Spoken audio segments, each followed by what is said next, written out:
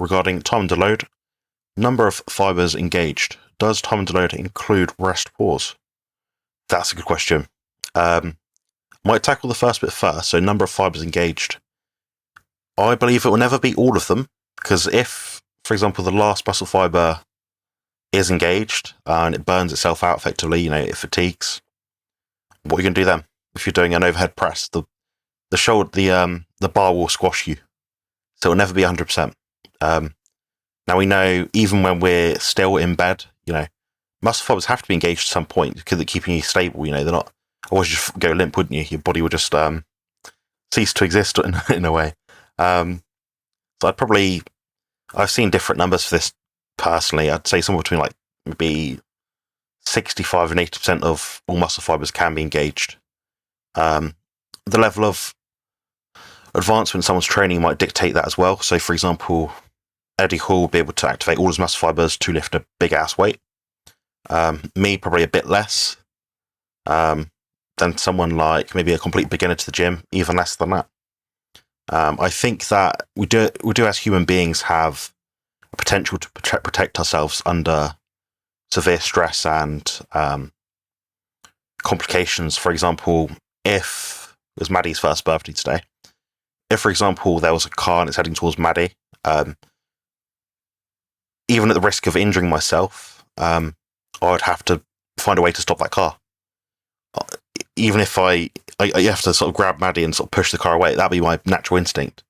I'm not going to do anything with the car, but all my muscle fibers will be engaged on stopping that car from moving anyway, So that's kind of where it comes to play. And the car will squash me, but that's an instance where all your muscle fibers will be engaged. But that's very rare. It's a life or death kind of situation which your body doesn't really naturally attend to. Your body never goes through that sort of extreme stress to really activate that many muscle fibers.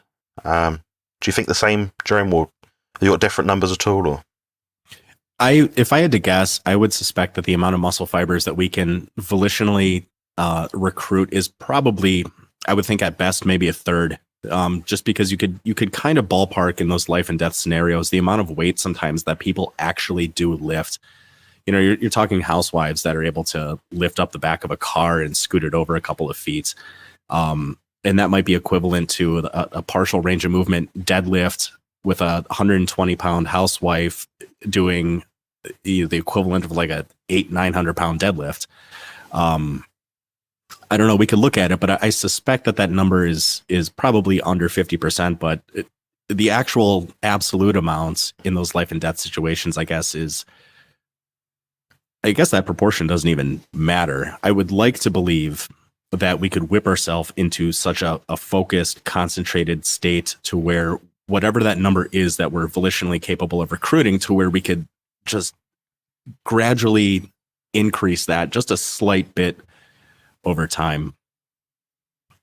I think there's probably an evolutionary factor as well. As we become more sheltered, more protected, food's more accessible, we're less likely to be in these endangered situations. So where it might have been perhaps maybe, I don't know how far to, but say 50,000 years ago, when we're true hunters in a sense, we might have been able to activate a lot more muscle fibers.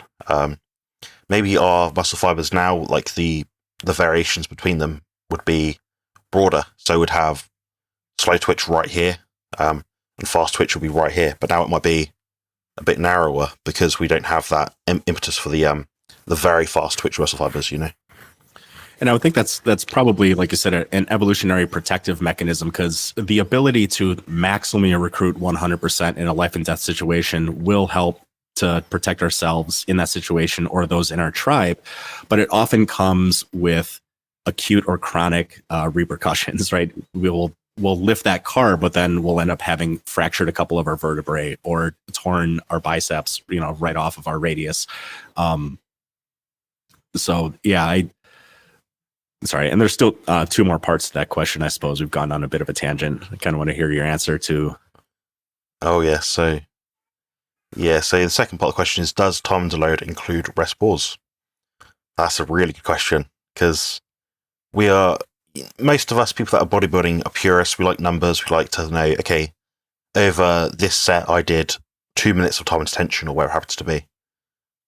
Strictly speaking, logically speaking, it's not included, so the rest period itself wouldn't be included. Jerome had a very good answer to this sort of topic on his channel. If you go to Jerome Armstrong's YouTube channel, type in rest pause, something like that, it'll come up. A very good video on why he doesn't like it, which I thought was quite interesting, because rest pause is something I like using. It does have its pros and cons, though.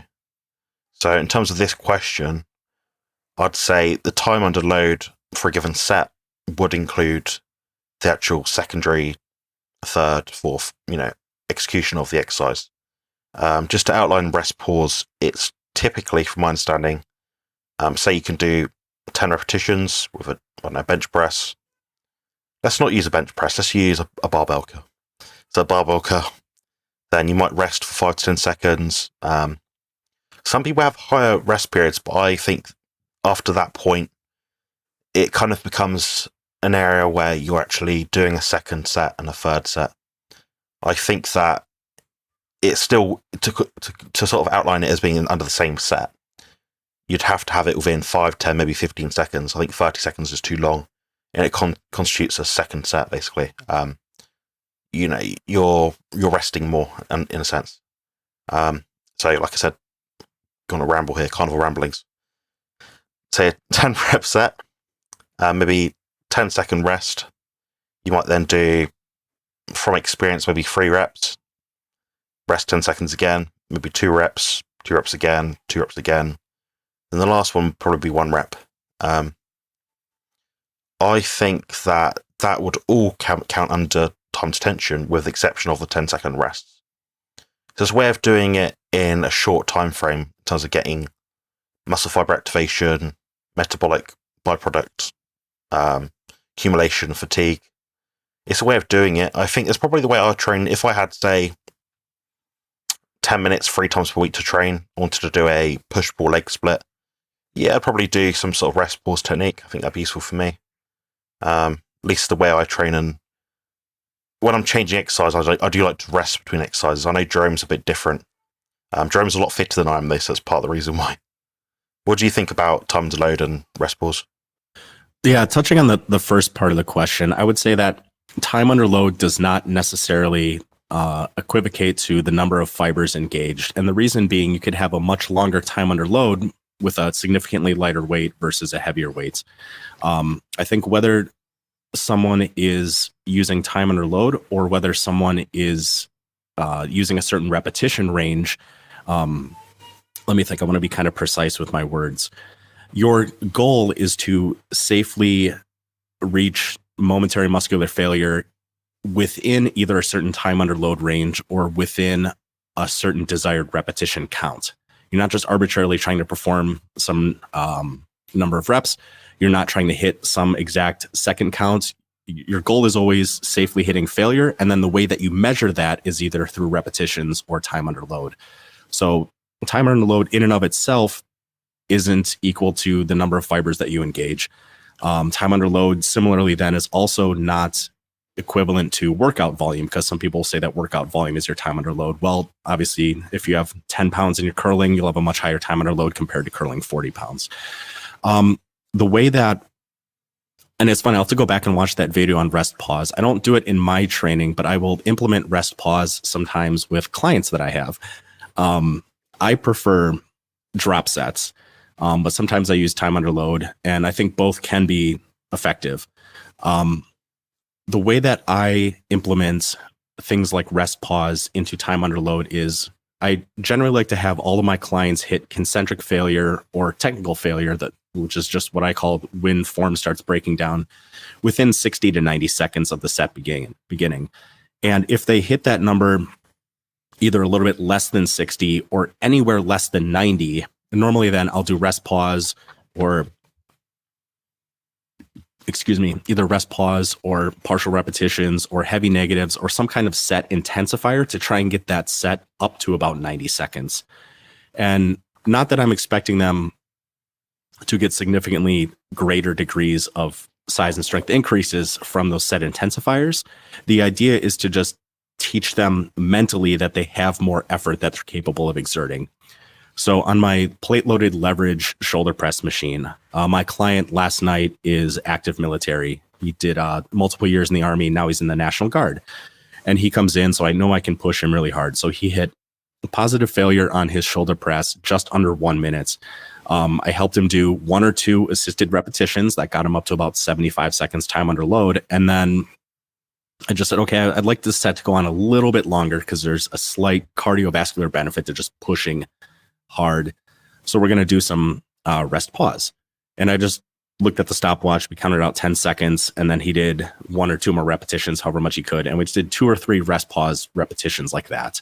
So the way that I would track that is however the amount of time was, or however many repetitions it took him to get to concentric failure, I make note of that on his progress chart. And then I'll just write RP, or rest pause, up to 90 seconds, or rest pause, 3 reps, however many he did. And that's whether we do rest pause, that'll be whether we do forced repetitions, that'll be whether we do just negatives. Sometimes I'll use. I don't think the actual set intensifier matters that much. They're just tools to try and teach your client that they're capable of exerting more effort and reaching a higher degree of intensity. So as long as you're objective with how you track it, it doesn't matter too much if you include a lot of that rest pause time into your total time under load or not. Perfect. I think I found something we disagree on. Rest pause? No, just you prefer drop sets over rest pause. I understand your rationale for it, because I understand that your muscles know tension. They don't know the weight, so to speak. Your muscle knows that was hard, that wasn't hard. So yeah, and it makes complete sense in that sense. I think it's more contextual to my kind of position in training. So I already track my workouts quite specifically. I'll put 8.5 reps. I'll put I'll use some descriptive words to describe a set sometimes, which is quite offensive to some people. But I just basically say crap set, or this made my joints feel sore. I'll put something like that after. So it's important, if you're doing a drop set, like Jerome rightly said, make sure you're putting drop set to 25 kilos from 30 kilos with same standardized form, or keep it all the same if you can. Be very specific. I think with my logging, I'm not a fan of logging it in that kind of way, because I think it can overcomplicate things. I think sometimes as well, I train on my own. I guess my experience is different because I do train on my own most of the time. So if Jerome's training someone, he can give them the weights, he can lower the weight, he can change the weight on the stack. It makes it a lot easier, Whereas me, if I'm training my own, if I'm going from one weight to the next, I'd rather just use the same weight, Yeah. I laugh a bit because that's exactly the point that I was going to make, is if I'm using selectorized weight stack machine, I prefer to just do a drop set.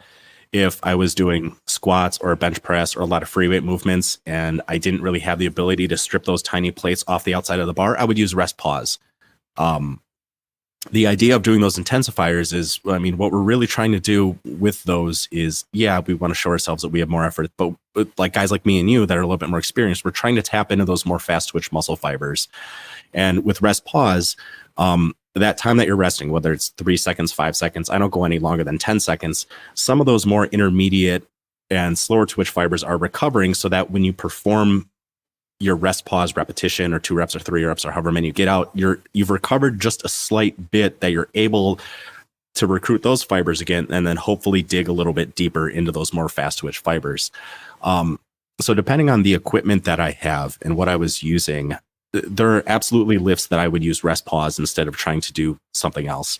I'm not against it in and of itself, but given that I do almost everything I have on selectorized weight stack equipment, I just prefer to keep that set going and drop the weight a little bit. But yeah, if I was doing squats, if I had something I didn't want to strip plates off of, and I just wanted to hold a barbell or keep a barbell on my back and do squats, I would do rest pause.